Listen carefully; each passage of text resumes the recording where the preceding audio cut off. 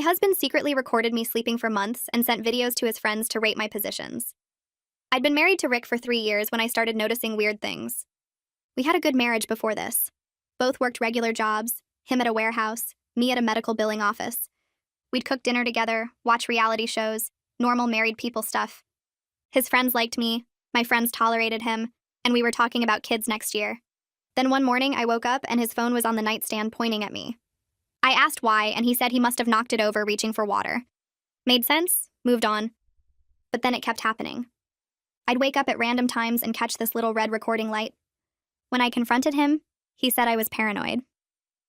A week later, I pretended to sleep and watched through barely open eyes as he carefully positioned his phone against the lamp to record me. When I suddenly asked what he was doing, he jumped and said he was checking the time. I grabbed his phone and found dozens of videos of me sleeping. Just me lying there, mouth open, drooling sometimes, hair all crazy. Some were 20 minutes long, some had zoom-ins on my face. I asked him what the hell this was about. He said it was sweet, that he liked watching me peacefully. I told him it was creepy and to delete everything. He said he did, but I knew he didn't because our cloud storage was suddenly full. After that, he got sneakier. I'd find his tablet tucked between books on the shelf, recording. His laptop was positioned weirdly on the dresser. Once I found a whole camera I didn't know we owned hidden behind the plant in our bedroom. Every time I caught him, he'd apologize, say he'd stop. Then I'd find another device recording me 2 nights later. I started sleeping badly, always wondering if I was being filmed. The breaking point was when I was sick with the flu. Fever, couldn't breathe through my nose, looked absolutely terrible. I woke up at 3 a.m. to pee and saw his phone propped on his pillow, recording while he was in the living room gaming. I checked his phone later and found he'd sent videos to his group chat with his buddies. They were rating my sleeping positions and making jokes about my snoring. His friend Doug said I looked like a dead seal. Another guy, Tony, made some gross comment about what position I sleep in. Rick responded with laughing emojis. That's when I really started paying attention to Rick's habits. Turns out my husband had this weird thing about his sleep. He needed perfect conditions. White noise machine, blackout curtains, special pillow he paid $200 for, wouldn't let me turn on any lights if I got up to pee. He took melatonin every night at exactly 10:30. If anything disrupted his 8 hours, he'd be miserable for days.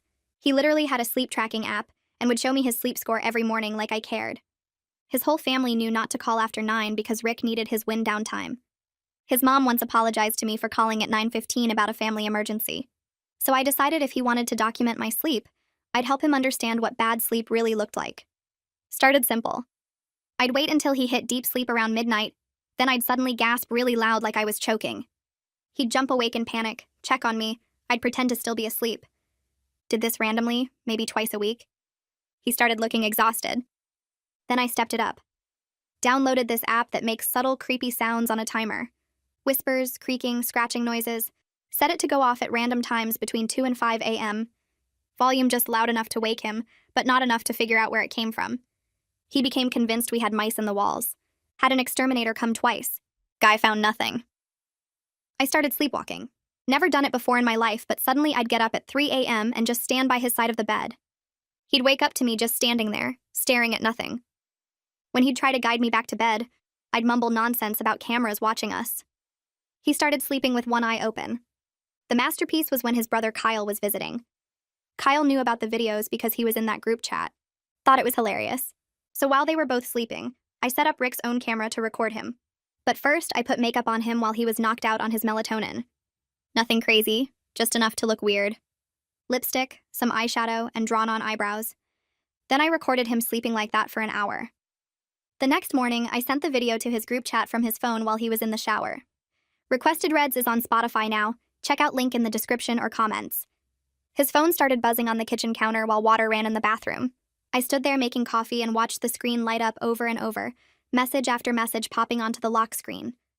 The preview texts were enough to see what was happening. Dude, WTF is this from someone named Brad? LMAO, did you lose a bet? From another number. 3 laughing emoji from Doug. I picked up the phone and unlocked it with the same passcode he'd been using since we got married. The one he never thought to change. The group chat was going crazy. Someone asked if this was a prank. Tony made a joke about Rick joining a drag show. Another guy I didn't recognize posted a screenshot of Rick's sleeping face with the makeup and added, 10 out of 10 would not bang. They were ripping him apart the same way they'd ripped me apart when I was sick with the flu, drooling and congested. The shower turned off. I set the phone back down exactly where it was and went back to pouring my coffee, adding creamer slowly while my hand stayed completely steady. Rick came out of the bathroom in his work clothes, hair still damp, and reached for his phone without looking at me. He was probably planning to check his sleep score like he did every single morning. I watched his face as he picked it up and saw the notifications. His expression went from normal to confused in about 2 seconds. He unlocked the phone and started scrolling, and I could see the exact moment he understood what happened, because all the color drained out of his face. His mouth opened a little. He kept scrolling and scrolling, reading message after message, and his hands started shaking. He looked at me standing there with my coffee mug, then back at his phone, then at me again. He walked over fast and held the phone up between us. "How did you get into my phone? Did you send this?" His voice came out higher than normal. I took a sip of coffee and looked at him over the rim of the mug. "Same passcode you've had for 3 years. And yes, I sent it. Now you know how it feels to have people judge you while you're asleep and can't defend yourself." He stared at me like I'd grown a second head. "This is completely different. What I did was sweet. I was just watching you sleep because I love you. You put makeup on me and sent it to my friends to humiliate me." I set down my coffee mug harder than I meant to, and it made a loud clink against the counter. "Sweet? You recorded me without my permission for months. You sent videos of me drooling and snoring to your buddies so they could rate my body and make jokes. Doug said I looked like a dead seal. Tony made gross comments about my sleeping positions, and you responded with laughing emoji like it was the funniest thing you'd ever seen." Rick's face went from white to red. They were just joking around. Guys joke like that. It didn't mean anything. I felt something hot and sharp rise up in my chest. I never consented to being filmed. I never agreed to have strangers look at videos of my body when I was vulnerable and asleep. You violated my privacy for entertainment and shared it with people I barely know. So yeah, I made you experience a tiny fraction of what that feels like, and now you're upset because your friends are laughing at you the way you all laughed at me. He opened his mouth to respond, but nothing came out for a second. Then he said, "You've been torturing me for weeks. The sounds, the standing over me, the fake choking. Do you have any idea what that's been like? I can't sleep. I can't function. I got in trouble at work because I'm exhausted all the time. You did this on purpose to mess with my head." I grabbed the edge of the counter because my hands wanted to shake and I wouldn't let them. "You're right. I did it on purpose, because you wouldn't stop recording me no matter how many times I asked. You'd apologize and promise to delete everything, and then I'd find another camera hidden in the bedroom. You made me paranoid in my own home. I couldn't relax or sleep because I never knew if you were filming me. So I made sure you understood what it's like to not feel safe when you're trying to sleep." Rick's jaw clenched. "That's psychological torture. You deliberately prevented me from sleeping for weeks. That's abuse." The word hung in the air between us like smoke. And secretly recording someone's body without consent isn't abuse? Sharing intimate videos with your friends isn't a violation?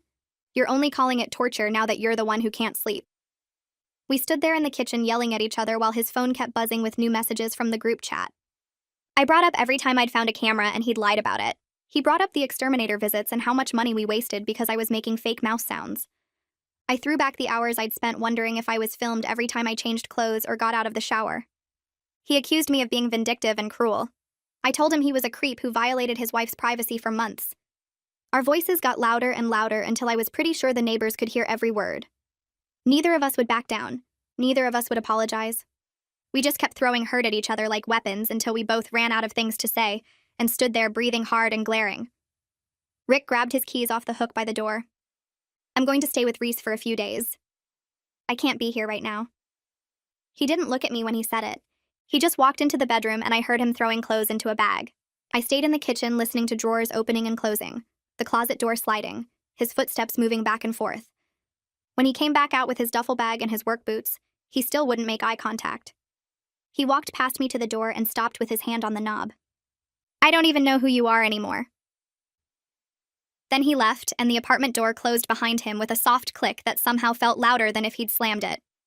The silence after he left felt wrong. The apartment was too quiet without his white noise machine running or his footsteps in the other room or the sound of him getting ready for work.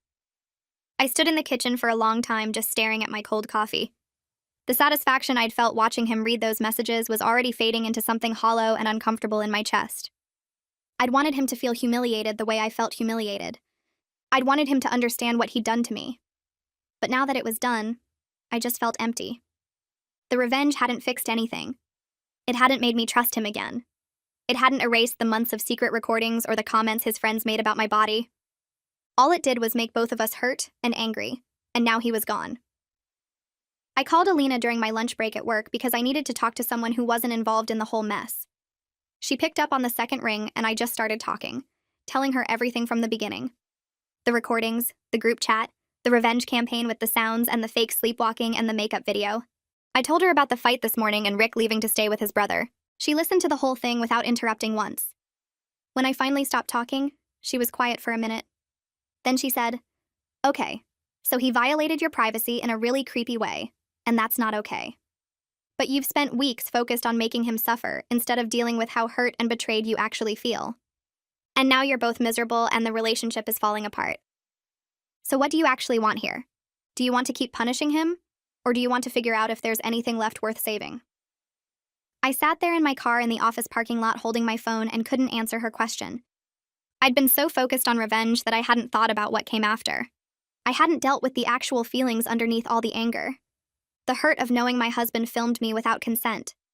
The humiliation of his friends raiding my sleeping body. The violation of finding cameras hidden around our bedroom. I'd just channeled all of it into making Rick feel as bad as I felt. But Alina was right. Making him suffer hadn't healed anything. It just created more damage on top of the damage that was already there. My phone rang 2 days later while I was sitting on the couch in sweatpants eating cereal for dinner. The caller ID showed a name I recognized from Rick's group chat. Joey. I almost didn't answer because I had no idea why one of Rick's friends would be calling me directly. We'd met maybe 3 times at barbecues and barely talked. But curiosity won, and I picked up. He started talking before I could even say hello. "Hey, so I know this is weird me calling you, but I wanted to apologize for the stuff we said in the group chat about the videos. We all thought it was just Rick being an adoring husband who thought you were cute when you sleep. He made it seem innocent and funny. None of us knew he was recording you without your permission, or that you had no idea these videos existed." He paused, and I heard him take a breath. "And then I heard about the sleep deprivation stuff you did to get back at him, and it made me realize this whole situation is way more serious than just stupid guy jokes. What Rick did was really messed up, and we shouldn't have been laughing about it." I didn't know what to say for a second. I'd been angry at all of them for months, imagining them sitting around making jokes about my body. Hearing Joey actually apologize made something shift in my chest. "Thanks for saying that. It means something." He was quiet for a minute, then said, "For what it's worth, I think you're both pretty messed up right now. What he did was wrong. What you did back was also pretty intense. You guys need to figure out if you can fix this or if it's too broken." After we hung up, I sat there thinking about what he said. Too broken. The words kept repeating in my head. I spent the next 2 days barely sleeping in the apartment that felt contaminated by everything that happened. Every time I walked into the bedroom, I saw the spots where Rick had hidden cameras. The shelf where his tablet recorded me. The dresser where his laptop sat at a weird angle pointing at the bed. The plant that concealed the camera I didn't know we owned. But I also saw the places where I'd set up the creepy sound app. The side of the bed where I'd stood at 3 in the morning staring at him until he woke up terrified. We'd both turned our home into a battlefield. Neither of us could feel safe or comfortable here anymore. The bedroom especially felt poisoned. I tried sleeping on the couch, but that didn't help because the whole apartment carried the weight of what we'd done to each other. My phone buzzed with a text from Rick on the 3rd day. "Can we talk? Coffee shop on Maple?" I stared at the message for a long time before typing back, "Okay." We agreed to meet at 2. I got there first and grabbed a table by the window. When Rick walked in 10 minutes later, I barely recognized him. He had dark circles under his eyes that made him look sick. His shoulders slumped forward instead of his usual confident posture. He'd lost weight. His clothes hung looser than they should. He sat down across from me, and we just looked at each other for a minute without saying anything. He looked terrible. Exhausted and defeated and sad. I probably didn't look much better. Rick cleared his throat and wrapped both hands around his coffee cup. He said what he did was wrong, that he didn't really understand how violated I must have felt until he went through his own version of it. The sleep problems and constant paranoia made him see how much control someone has over you when your own bed doesn't feel safe anymore. He apologized for putting me through that first, and his voice cracked a little on the last word. I watched him fidget with the cardboard sleeve on his cup and noticed his fingernails were bitten down more than usual. He looked genuinely sorry, which should have made me feel better but somehow didn't. I told him I didn't know if sorry fixed anything. The trust was just gone from both directions now. He'd filmed me for months without permission and shared those videos with his friends like I was some kind of entertainment. Then I'd tortured him psychologically until his health fell apart, and his job performance tanked. We'd both crossed lines that felt impossible to uncross. Rick nodded slowly and stared at the table between us. A woman at the next table laughed at something on her phone, and the normal sound felt wrong in our heavy conversation. He suggested marriage counseling after a long pause. Said he'd do whatever it took to fix things and rebuild what we used to have. I almost laughed because counseling felt like putting a band-aid on a broken bone. How could sitting in some office talking about our feelings erase months of betrayal and revenge? But I agreed to try one session just to see if anything was salvageable. Maybe I was scared of being alone, or maybe some small part of me still remembered loving him before everything went bad. We scheduled an appointment for the following week with a counselor his insurance covered. The counselor's office smelled like lavender and had too many plants on the windowsill.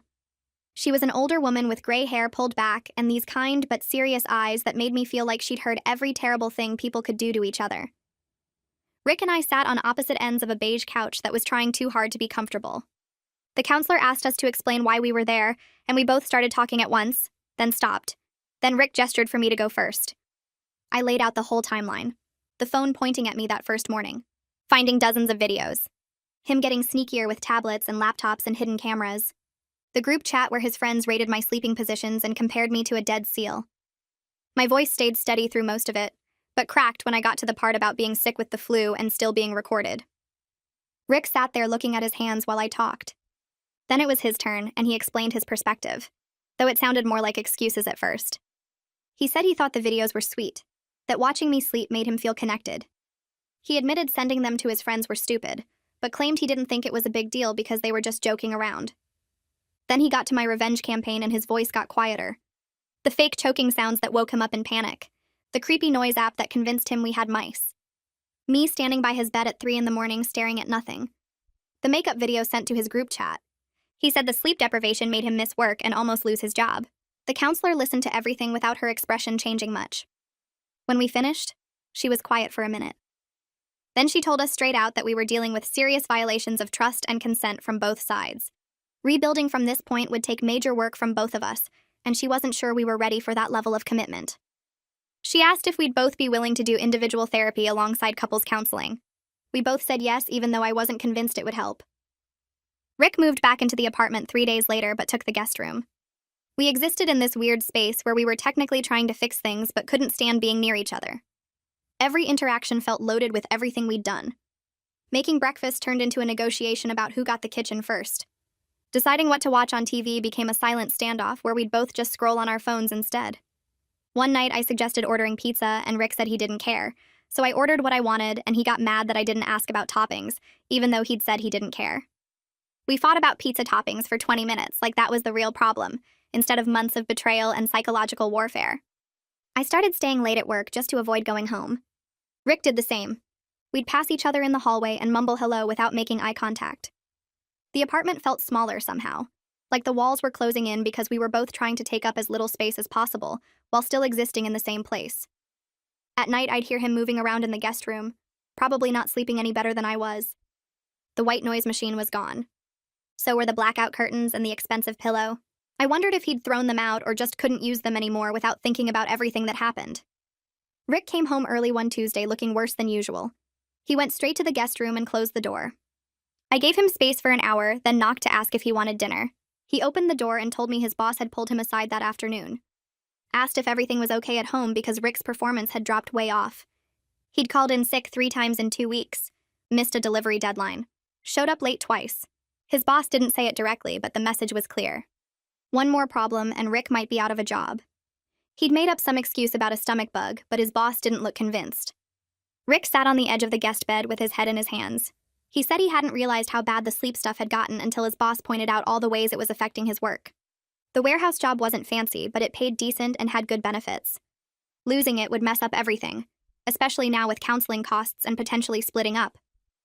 I stood in the doorway not knowing what to say. Part of me felt guilty because I'd caused the sleep problems that led to this, but another part remembered all those videos and the group chat and felt like maybe he deserved some consequences. I settled on telling him I was sorry his job was at risk and left him alone. The next day at work, Alina pulled me into the break room during lunch.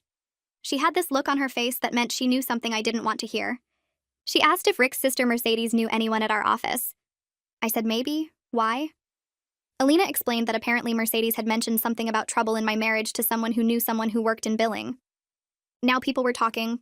Nothing specific, thank God, but enough that coworkers were giving me sympathetic looks and asking careful questions about how I was doing. I wanted to disappear under my desk.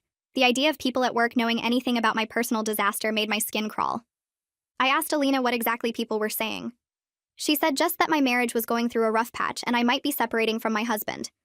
Could be worse, but it still felt horrible having my private life become office gossip. I spent the rest of the day avoiding eye contact with everyone and eating lunch at my desk instead of the break room. When Janet from Accounts Receivable asked if I was okay, I said I was fine with a smile that probably looked more like a grimace. The second counseling session the following week went worse than the first. The counselor wanted to focus on communication and boundaries, which sounded good in theory. But every time Rick tried to explain his side, it came out wrong. He kept calling the recording thing a mistake in judgment, like he'd accidentally filmed me instead of doing it deliberately for months. I got defensive about the revenge tactics, saying he deserved to know how it felt. We talked in circles for 40 minutes, getting nowhere. Finally, the counselor held up her hand and interrupted us. She said we weren't ready for reconciliation work yet because neither of us could take full responsibility for what we'd done. We were both still too focused on justifying our actions and blaming the other person. She suggested we each do 2 weeks of individual therapy before coming back for another couples session. Maybe working through our own stuff separately would help us actually hear each other. Rick agreed immediately. I nodded, but inside I was thinking this whole thing was pointless.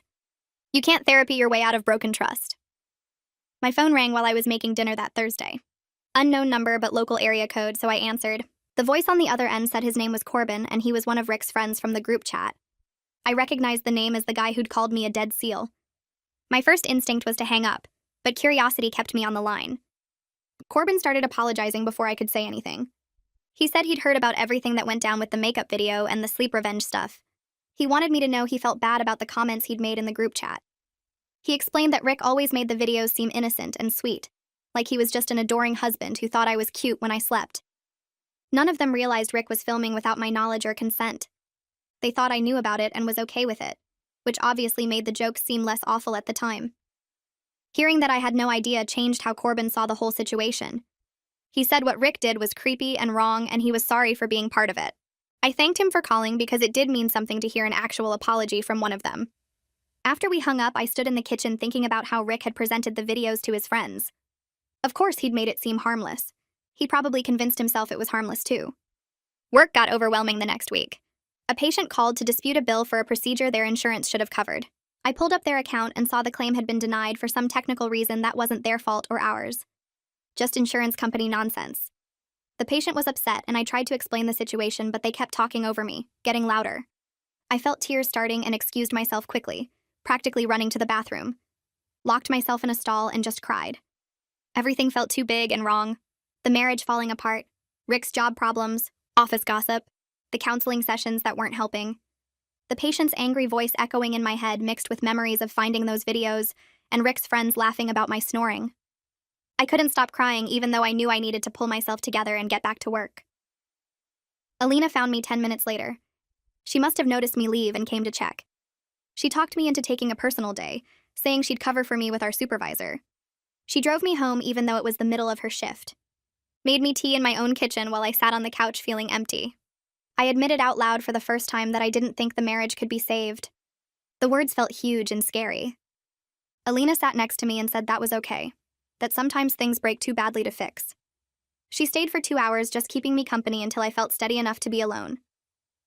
That evening I sat on the couch staring at the apartment walls while Rick moved around in the kitchen making tea.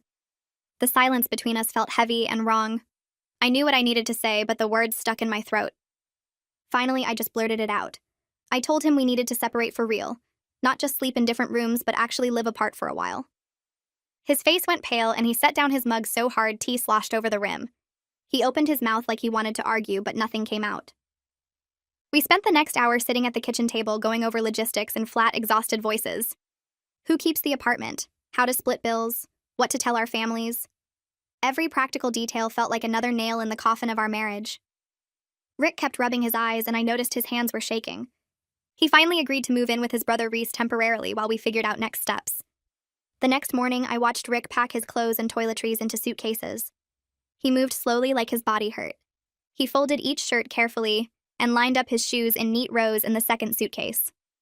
The whole thing felt surreal and final, like I was watching our marriage actually end in real time through the simple act of separating belongings. He packed his fancy pillow and the white noise machine, his sleep-tracking app charger, the melatonin bottle from the bathroom. All the things that used to annoy me now just made me sad. When he zipped up the last suitcase, the sound echoed in the quiet apartment. He stood there holding both bags, looking at me like he wanted to say something important, but couldn't find the words. Then he just walked out and closed the door behind him. The apartment felt too quiet after Rick left. I walked through each room expecting to hear his white noise machine or the sound of him moving around. The bedroom looked wrong without his stuff on the dresser. The bathroom felt empty without his toothbrush by the sink. I kept catching myself listening for him even though I knew he was gone. That first night, I couldn't sleep at all. The silence pressed down on me like a weight. I realized that despite everything, despite the recordings and the revenge and all the hurt, I'd gotten used to having him here. Now the silence was its own kind of punishment. I lay in bed staring at the ceiling, wondering if I'd made a huge mistake. Maybe we could have worked it out somehow. Maybe I'd given up too easily. But then I remembered his friends laughing at me in that group chat, and the feeling of being watched while I slept, and I knew we were too broken to fix. 3 days later, I went to the counseling session alone. Rick texted me an hour before saying he couldn't make it because of a work emergency. I almost canceled, but decided to go anyway. The counselor looked surprised when I showed up by myself. She asked where Rick was, and I explained about the work thing. She nodded and said we could use the time to talk individually. She asked me what I wanted from the relationship. Did I want to fix things, or was I just afraid of being alone and starting over? The question hit me hard. I sat there picking at my fingernails trying to figure out the honest answer. Part of me missed Rick, missed the good parts of our marriage before everything went wrong. But another part of me felt relieved to have space from him. The counselor waited patiently while I worked through my thoughts out loud. By the end of the session, I still didn't have a clear answer, but at least I was asking myself the right questions. Rick's sister Mercedes called me 2 days later. I saw her name on my phone and my stomach dropped. I expected her to defend Rick or blame me for the separation. Instead, she started by saying Rick had told her everything about the recordings and my revenge. She said she loved her brother, but what he did was creepy and wrong. She understood why I couldn't just forgive and move on. Hearing her say that made me tear up. I'd been so worried that everyone would take his side and think I was the bad guy for my revenge tactics. Mercedes said Rick was staying with Reese and seemed really depressed. He barely ate and spent most of his time sleeping or staring at his phone. She wanted me to know she wasn't calling to pressure me into getting back together. She just thought I should know how he was doing. We talked for almost an hour about marriage and trust and whether some things are too broken to repair. She didn't have answers, but it helped to talk to someone who understood both sides. That night, I started looking at apartments I could afford on my own. I pulled up rental listings on my laptop and browsed through pages of available places. The prices were depressing. Everything in my budget was either tiny or far from my office or in sketchy neighborhoods. I clicked through photos of sad little studios with stained carpets and outdated appliances. One place had bars on the windows. Another had a bathroom so small you'd have to stand in the shower to use the toilet. But seeing the actual numbers made the possibility of living alone feel more real and less scary. I bookmarked a few places that seemed tolerable and thought about what furniture I'd need. Would Rick let me take the couch? Did I want the couch with all its memories of our fights? I stayed up until 2 a.m. looking at apartments and making lists of what I'd need to buy. Rick showed up at the apartment unannounced 5 days later.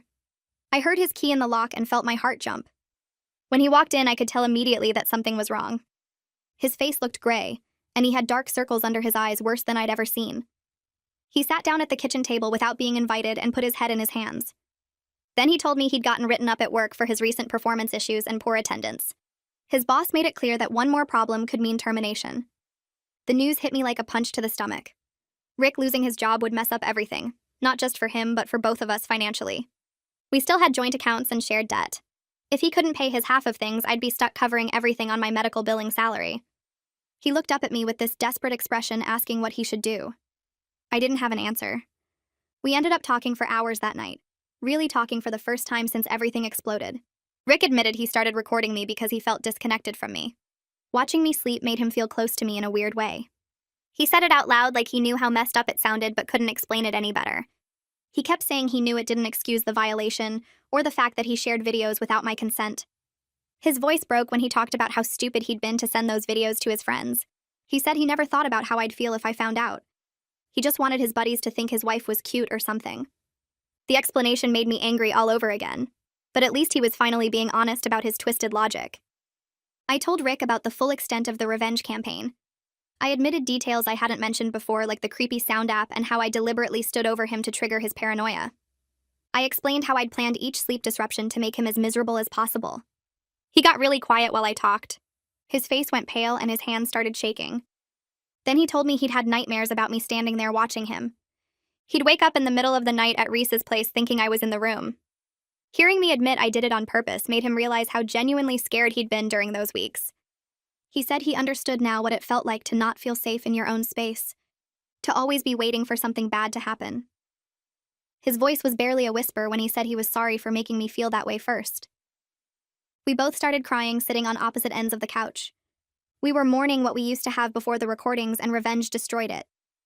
Rick reached toward me at one point and I almost took his hand.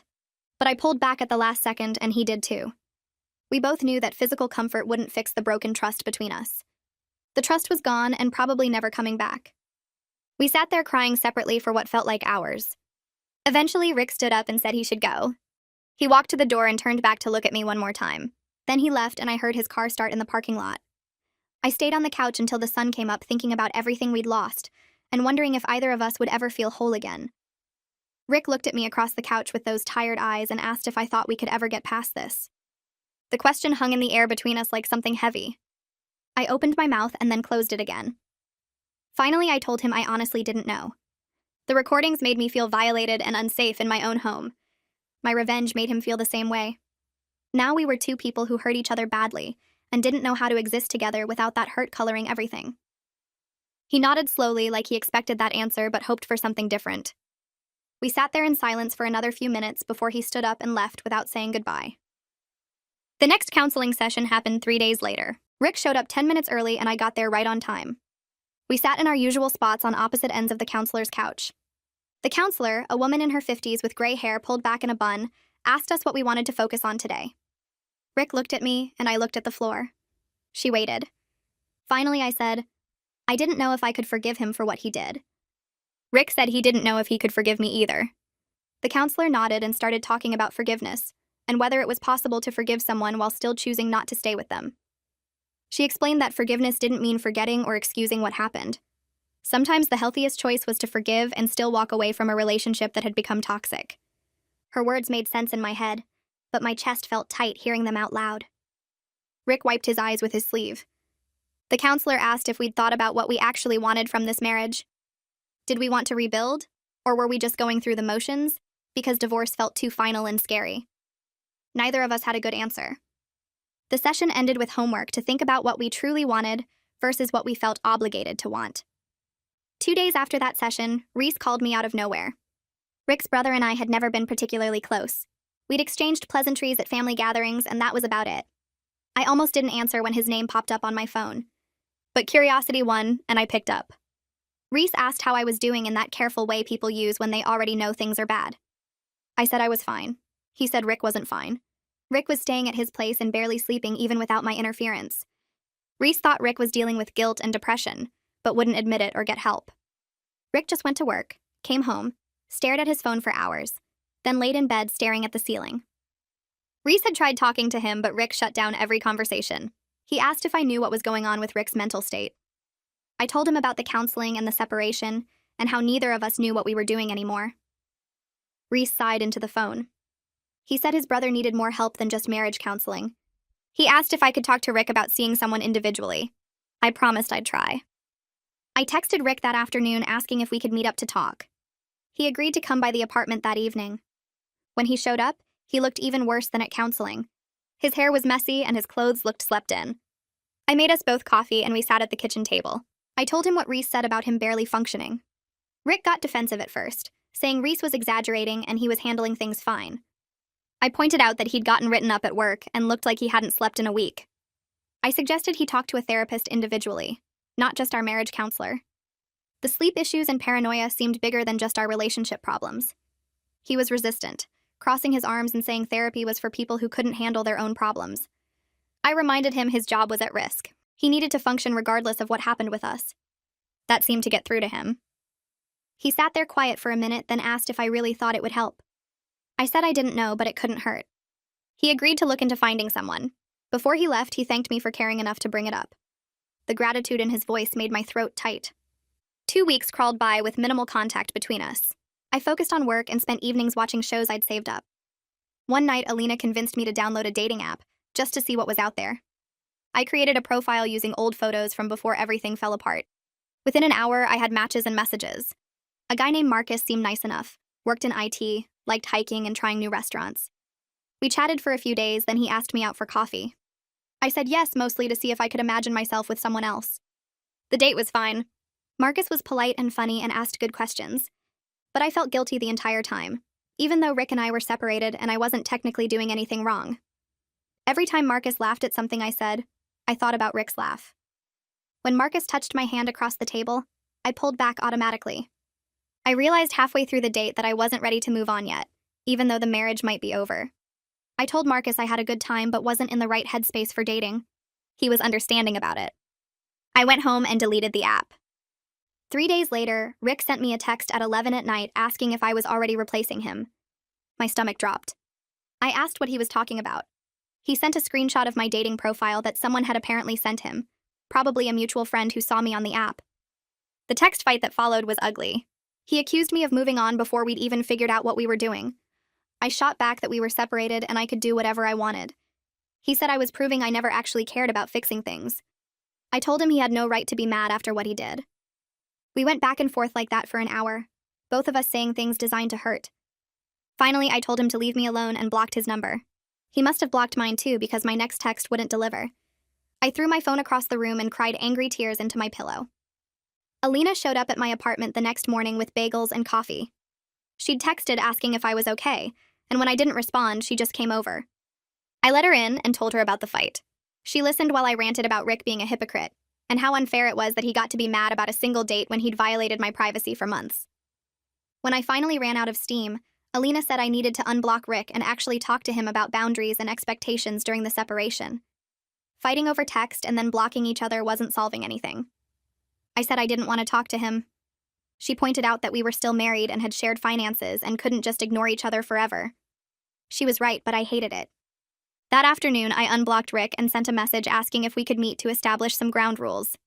He agreed. We met at the same coffee shop where we'd had our conversation after he moved out. Rick got there first and had already ordered my usual drink. The gesture felt loaded with meaning. We sat down and I pulled out my phone to take notes. I said we needed clear boundaries for the separation. Rick nodded. We agreed we were separated but not dating other people yet. We'd communicate about practical matters like bills and the apartment lease. We'd both keep going to counseling individually and together to figure out what we wanted. No more blocking each other or fighting over text. If we needed to argue, we'd do it in person or in counseling where someone could mediate. Rick added that we should be honest about our mental states and not hide if one of us was struggling. I agreed to that. Writing it all down made the separation feel more real and structured instead of this messy limbo we'd been in. Before we left, Rick mentioned he'd found a therapist and had his first appointment scheduled. I told him I was proud of him for taking that step. 3 weeks later, Rick texted asking if we could grab lunch.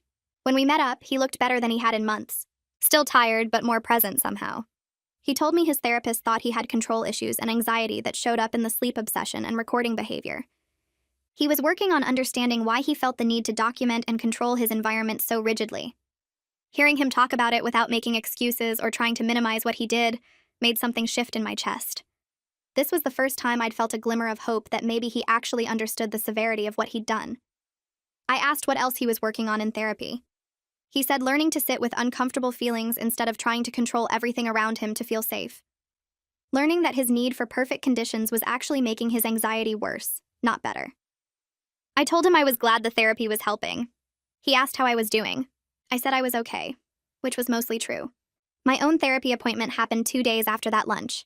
I'd been seeing someone individually for a few weeks but hadn't gone into detail about the revenge campaign. This session, I decided to tell her everything. The fake choking gasps, the creepy sound app, standing over Rick while he slept, the makeup video sent to his friends. My therapist listened without visible judgment, but I could see her taking notes. When I finished, she asked me hard questions about why I chose psychological torture instead of just leaving or confronting Rick directly. I tried to explain that I wanted him to understand how it felt. She pushed back gently. asking if I really thought making him suffer would heal my own hurt. I had to admit that part of me wanted him to suffer the way I suffered. That impulse to cause pain scared me about what kind of person I was capable of being when I was hurt. My therapist said that was an important realization. Recognizing our capacity for cruelty was the first step in making sure we didn't act on those impulses again. The session left me feeling raw and exposed. The family gathering happened because Rick's mom insisted on a Sunday dinner and wouldn't take no for an answer. Both our families were there, crowded into his parents' house. Rick and I had been avoiding family events, but his mom said it had been too long and she missed seeing us. We showed up separately, which his mom noticed immediately. Throughout dinner, people kept asking where we were living now and why we came in different cars. Finally, Rick's mom asked directly if everything was okay with us. The table went quiet. Rick and I looked at each other across the pot roast. I said we were separated and figuring things out. His mom's face crumpled. She asked if we were getting divorced. Rick said we didn't know yet. My parents looked concerned but stayed quiet. Rick's sister Mercedes asked what happened. I gave a sanitized version about trust issues and needing space. Rick added that we were both in therapy and trying to work through things. His mom started crying, saying she'd hoped we'd give her grandchildren. The rest of dinner was awkward and tense. People tried to make normal conversation, but everything felt forced. When I left, my mom hugged me tight and whispered that she supported whatever I decided. Rick's mom wouldn't look at me. The lawyer's office smelled like old paper and coffee that had been sitting too long. Rick and I sat in chairs that didn't match, separated by a small table with a box of tissues on it. The lawyer was a woman in her 50s who looked like she'd heard every terrible marriage story already, and ours wouldn't shock her. She pulled out a folder and started explaining how divorce worked in our state. Division of assets meant splitting everything we owned down the middle, or figuring out who bought what and when. The apartment lease was in both our names, so we'd need to decide who stayed or if we both moved out. She talked about timelines, how it would take at least 6 months from filing to finalization if we agreed on everything, longer if we fought about stuff. The costs added up fast when she listed filing fees and her hourly rate and court costs. Rick asked about the house we'd been saving for, the down payment sitting in our joint savings account. She said that would be split too unless we agreed otherwise. Hearing her lay it all out in legal terms made everything feel heavy and real in a way our fights never did. This wasn't just about hurt feelings anymore. This was paperwork and signatures and dividing up the life we'd built together piece by piece. When we left the office an hour later, neither of us said anything until we got to the parking lot. Rick asked if I wanted to grab lunch and I said no. I needed to be alone. I sat in my car for 20 minutes after he drove away, staring at the steering wheel and feeling like I couldn't breathe right. I made it halfway home before I had to pull over because I was crying too hard to see the road. My hands were shaking on the steering wheel and my chest felt tight like someone was sitting on it. The lawyer's words kept playing in my head about splitting assets and finalizing the divorce and moving forward separately. I grabbed my phone and called Rick without thinking it through. He answered on the second ring and I just started crying harder when I heard his voice.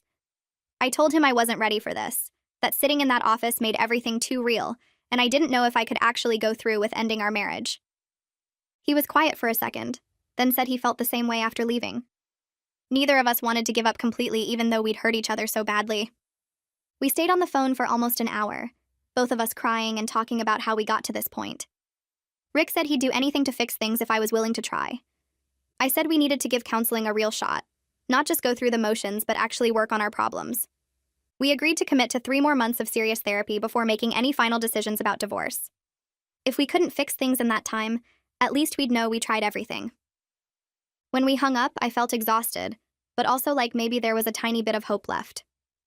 The breakthrough happened in our 4th joint counseling session after we recommitted. The counselor asked Rick to explain why he recorded me, and instead of his usual excuses about it being sweet or wanting to feel close to me, he just sat there quiet for a long time. Then he said it was a violation, and he knew that now. He said he took away my ability to consent to being filmed and shared those videos without my permission, and that was wrong no matter what his intentions were. He stopped trying to minimize it or make it sound less serious than it was. The counselor turned to me and asked about the revenge campaign. I'd been justifying it for weeks, saying Rick deserved to feel scared and exhausted after what he did to me. But sitting there listening to myself talk, I realized I'd crossed serious ethical lines too. I'd deliberately tortured him psychologically for weeks, made him paranoid and sleep-deprived to the point where his job and health suffered. I told the counselor that I'd become someone cruel when I was hurt, and that scared me about what I was capable of doing to people. Rick reached over and took my hand, which surprised me. We both cried while the counselor talked about how we'd both violated each other's trust and safety in different ways. For the first time since everything exploded, We weren't fighting about who was worse or who started it. We were just two people who'd hurt each other badly and needed to figure out if we could heal. The counselor suggested we practice talking outside of sessions, so Rick and I started meeting for coffee once a week. The first time was so awkward I almost left before he showed up. We sat across from each other at a table by the window and tried to remember how to have a normal conversation. The counselor had taught us this thing where you talk about neutral topics first, before getting into anything heavy. So we talked about work and the weather, and this show we used to watch together. Rick told me about a guy at the warehouse who got caught sleeping in the bathroom for the third time. I told him about my coworker's drama with her teenage daughter. It felt forced and weird at first, like we were strangers on a bad first date. But after a few meetings, it got a little easier. We could talk about our families without it turning into a fight about whose family handled the separation better. We could discuss plans for the weekend without bringing up the recordings or revenge. One time, Rick made a joke about something stupid his friend said, and I laughed, really laughed, for the first time in months around him. It was just a small moment, but it felt like progress. We weren't fixed, but we were remembering how to exist together without everything being about the past. Rick texted me one afternoon while I was at work with news about a promotion. His boss had noticed his performance improving over the past month and offered him a supervisor position with better pay and regular hours instead of the rotating shifts he'd been working. He sent me 3 excited texts in a row with details about the new responsibilities and pay increase. I felt genuinely happy for him reading those messages. I texted back congratulations and asked if he wanted to celebrate with dinner. We met at this Italian place near his work, and he talked about the promotion with real excitement in his voice. His sleep had gotten better with therapy and regular sleep patterns instead of my interference, and that helped him focus at work again. Watching him talk about his future plans and goals, I realized I wasn't feeling bitter or resentful about his success. I was actually proud of him for turning things around after everything fell apart. That feeling surprised me because I'd spent so long wanting him to suffer. Being able to celebrate something good happening to him without my own hurt getting in the way felt like real progress toward healing. I found a small 1-bedroom apartment I could afford on my own about 20 minutes from work. The place was nothing special, but it had good light and the landlord seemed normal. I called Rick and asked if he'd help me move my stuff from our shared apartment. He showed up on moving day with his truck, and we spent hours packing boxes and loading furniture. It was weird going through our shared space and dividing things up. I took the cheap couch we'd bought at a thrift store when we first got married. He kept the TV and the coffee table his mom gave us. We had to figure out who got which dishes and towels and all the random stuff you accumulate living together. Some things we just split down the middle. Working together to carry boxes and furniture down 3 flights of stairs felt both sad and healing at the same time. We were acknowledging that we needed separate spaces to figure out if we could ever share space again. Rick helped me unload everything at the new place and set up my bed frame. Before he left, he stood in my empty living room and said the apartment was nice and he hoped I'd be happy here. I thanked him for helping and we hugged briefly at the door. After he drove away, I sat on my couch in my own place for the first time and cried because it felt like the end of something, even though we were supposedly still trying to work things out. 3 months into serious counseling work, the counselor suggested we try a reconnection date. She explained it as a chance to see if we could enjoy each other's company the way we used to before everything fell apart. We picked this restaurant we used to love, a little Mexican place with good margaritas and live music on weekends. Before we went, we agreed not to talk about the recordings or the revenge or therapy or any of the heavy stuff. Just dinner like a normal couple. I changed my outfit 3 times before leaving my apartment because I was nervous in a way I hadn't been around Rick in years. We met at the restaurant and he was already at a table when I walked in.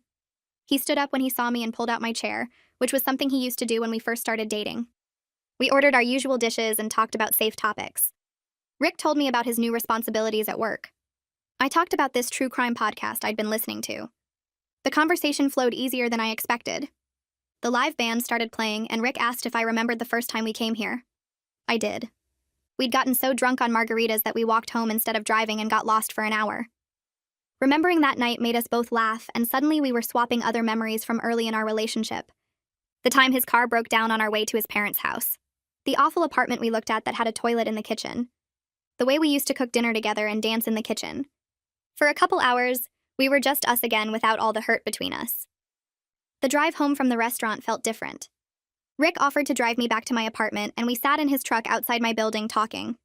He said he'd had a really good time tonight and forgot how much he enjoyed just being with me. I admitted the same thing. But then we both got quiet because we knew having one good night didn't mean everything was fixed. Rick brought up how the foundation of trust between us was still cracked, even if we could have good moments. I agreed that we'd done serious damage to each other that wouldn't disappear just because we could laugh together again.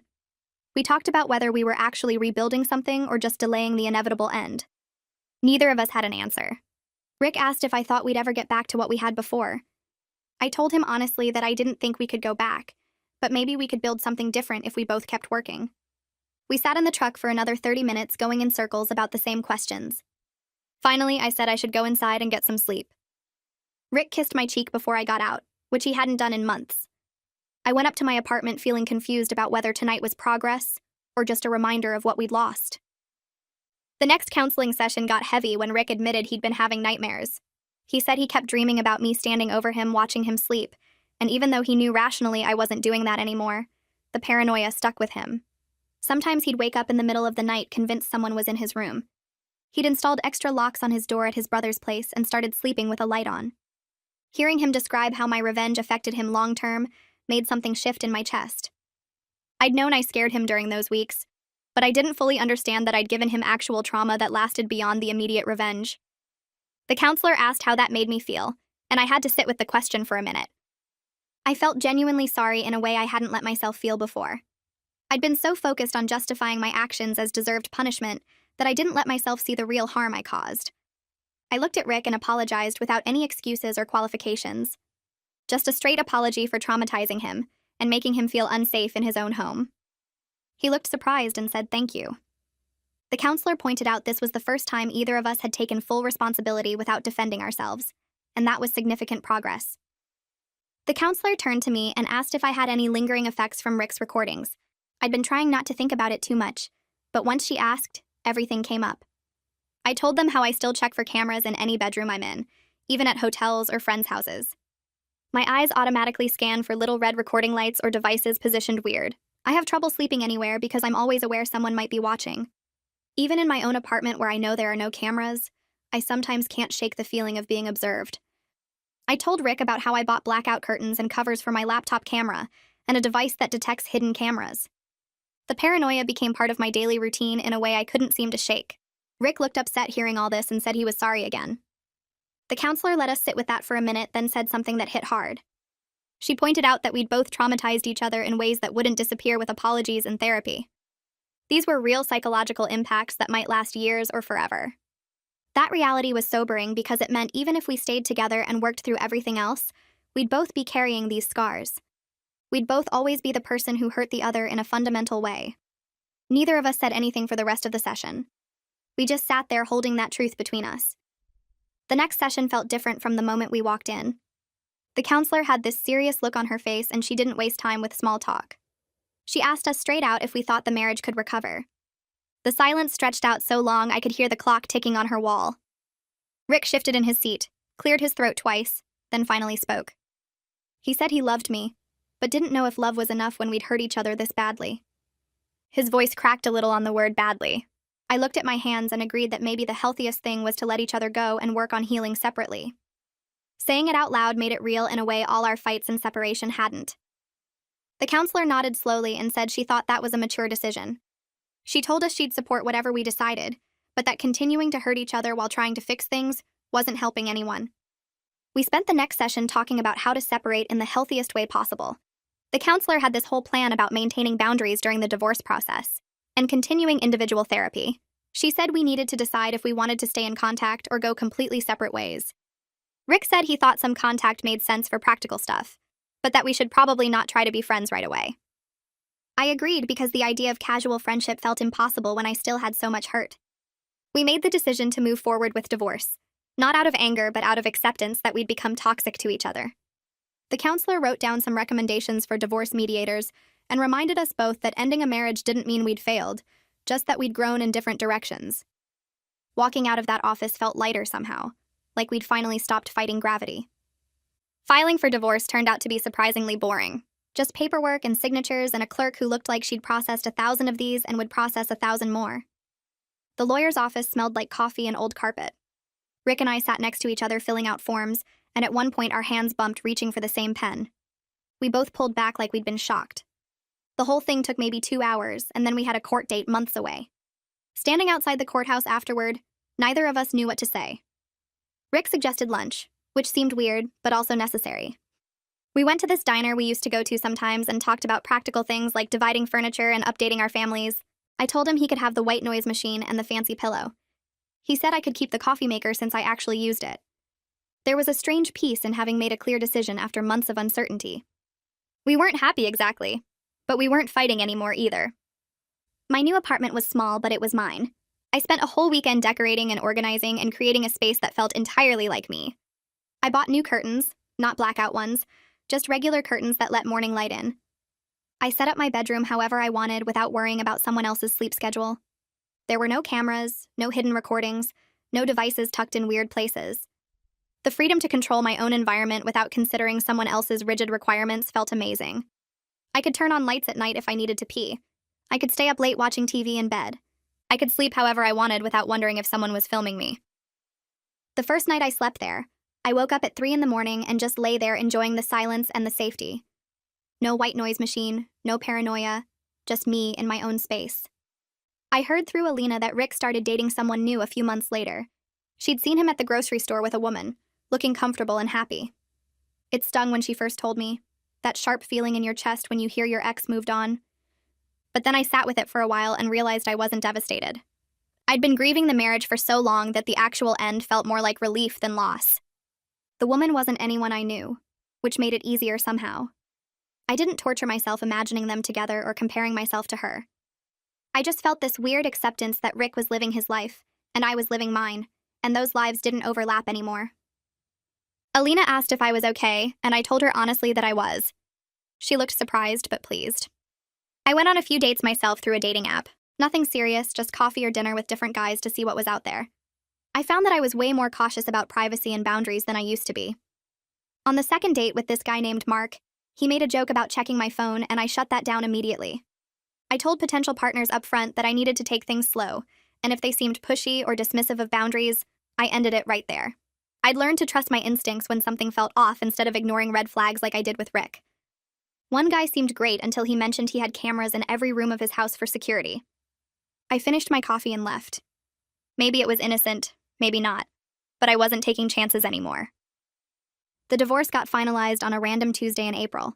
I took the afternoon off work to process the emotions. The hearing lasted maybe 15 minutes. The judge asked some basic questions, verified we'd agreed on everything, signed some papers, and that was it. 3 years of marriage ended in a courtroom that smelled like floor cleaner. I walked out into the spring sunshine and felt sad, but also lighter, like I'd been carrying something heavy for months and finally set it down. I sat in my car for a while just breathing. Then I called Alina and asked if she wanted to go out for dinner to mark the occasion. She said absolutely, and that she was proud of me. We went to this Italian place and I ordered wine and pasta and let myself feel whatever came up without judging it. 6 months after the divorce, I ran into Rick at the grocery store. I was in the produce section trying to figure out which apples to buy when I heard someone say my name. I turned around and there he was, looking healthy and rested. We had a brief conversation that felt surprisingly normal. He asked how I was doing. I asked about his job. He mentioned he'd moved into a new place. I told him about my promotion at work. We talked for maybe 5 minutes and I realized I didn't feel angry or hurt seeing him anymore. Just this distant fondness for someone I used to know well. He looked different somehow, more relaxed, and I wondered if I looked different to him too. We said goodbye and went our separate ways in the store, and I felt okay about it. Not happy, not sad, just okay. I started sleeping better in my own apartment. The hyper-awareness of cameras faded gradually. I stopped checking every corner and scanning for recording lights. The bedroom felt safe again, truly safe, in a way it hadn't since I first discovered Rick's videos. I could sleep with my mouth open and my hair messy and not care because no one was watching or judging or sharing videos with their friends. Living alone helped me reclaim the privacy and peace that the recordings and revenge both destroyed. Some nights I'd wake up and just appreciate the silence and the safety.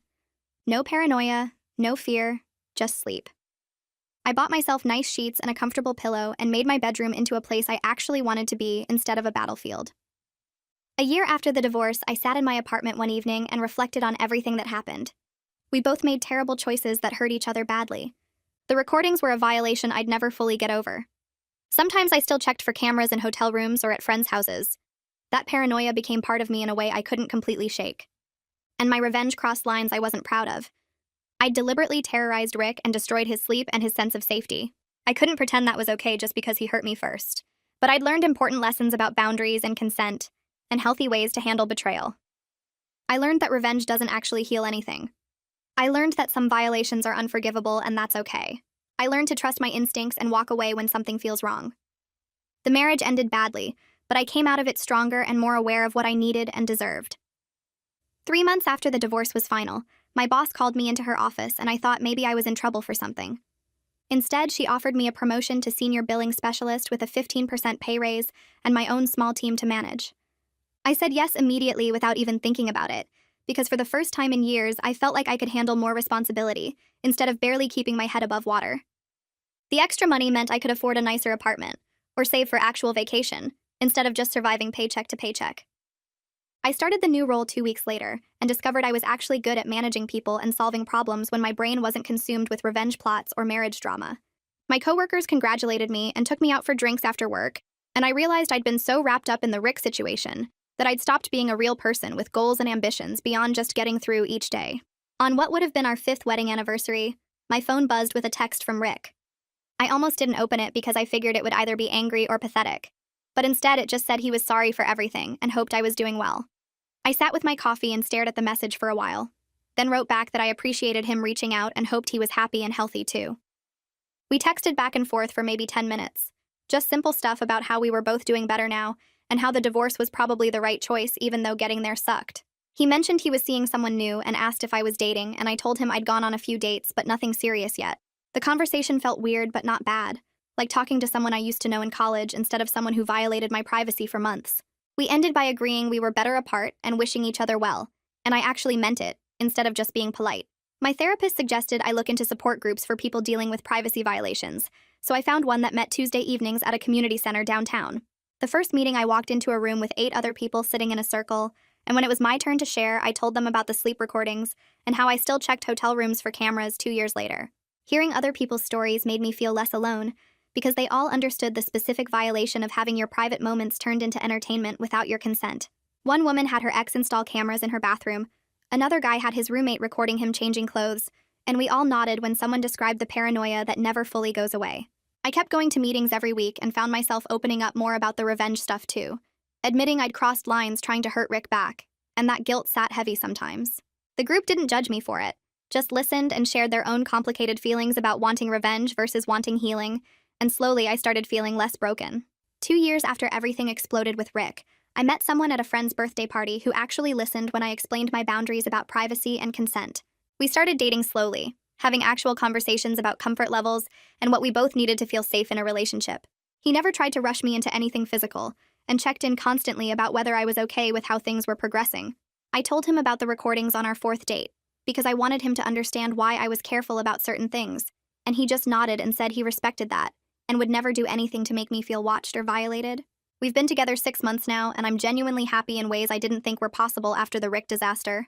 I can sleep next to him without wondering if he's filming me, and when he says he respects my boundaries, I actually believe him because he proves it with his actions every single day.